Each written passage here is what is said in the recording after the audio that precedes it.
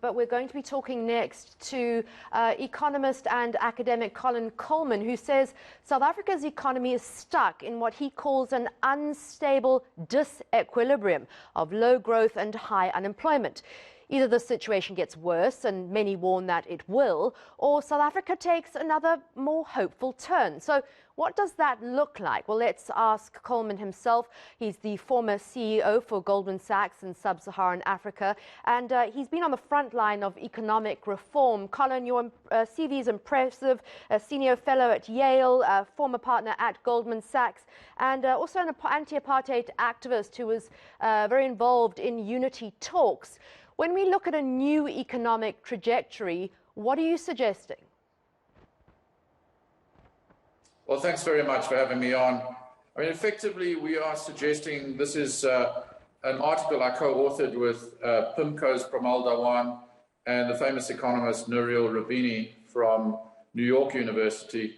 We're suggesting a package of interventions to overcome this growth trap that South Africa is in, and to drive higher growth through, one, social welfare expansion, two, recapitalization of businesses, including private businesses, small and micro enterprises, and state-owned enterprises that are systemic, like Eskom, undertaking structural reforms to drive private sector fixed investment, and fiscal consolidation, such that we are able to get the growth function moving again, and that the rate of growth outstrips the rise in the net cost of debt.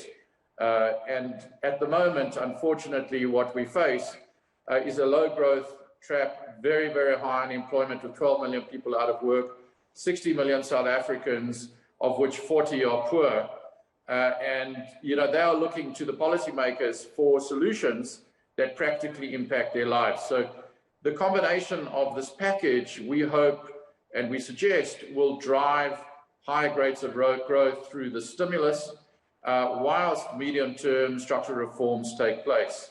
And that is effectively what we've put on the table, Anika. Colin, I was interested when I was reading through your suggestions. You said that old-style austerity will fail to kickstart the economy, and you're suggesting an 800 Rand a month unemployment relief grant. And my big question was, and I'm dying to ask you, is where are we going to get the money from? Well, the money effectively is, when you look at the cost of this 800 Rand grant, which is not a classic basic income grant, a universal basic income grant. It is a multi-year intervention to get growth moving and to provide relief to those who have no income and who are very much the target of the insurrection in July. And that effectively would cost around about 100 billion Rand a year of net debt, or 2% of GDP to the fiscus.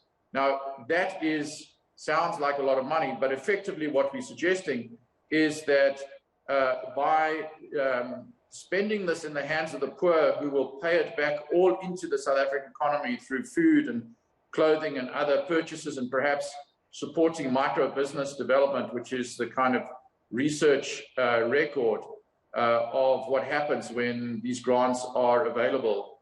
You effectively get a strong stimulus into the economy, and that will help grow the engine of the economy, will help get going. And through that, effectively, you start to get the growth function together with the recapitalization of the businesses and the structural reforms. The problem with structural reforms is that things like Spectrum and other things we have been promising for 10 years or more and haven't delivered. So when you have 12 million people unemployed with no income, and all you're promising is effectively to balance the books and to deliver structural reform over time, you effectively are sentencing those people to waiting for those structural reforms to deliver the fruits and trickle down in the form of jobs for new incomes. So this is a way effectively of getting the engine started of growth and getting growth moving towards the 2.5–3% mark on a sustained basis that will then get growth above the cost of debt, or the rise in the cost of debt, which is what happens when you have fiscal consolidation. Fiscal consolidation means, it doesn't mean that you necessarily bring down your debt. It's the denominator and the remunerator. If growth goes up faster than debt goes up, then you are bringing down debt over time, which must be the objective.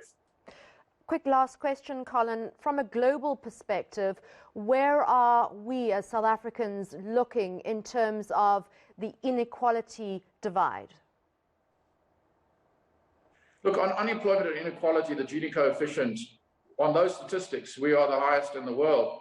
So the real challenge we have is not a normal challenge in the world. We have the highest unemployment rate, we have high inequalities, and South Africa needs really to find its own solutions.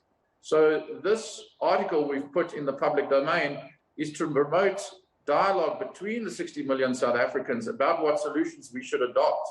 And there's no monopoly on ideas, even though it comes from myself and these other two eminent people. Everybody should engage in the debate and play the debate and the argument, not the man, so to speak, play the ball.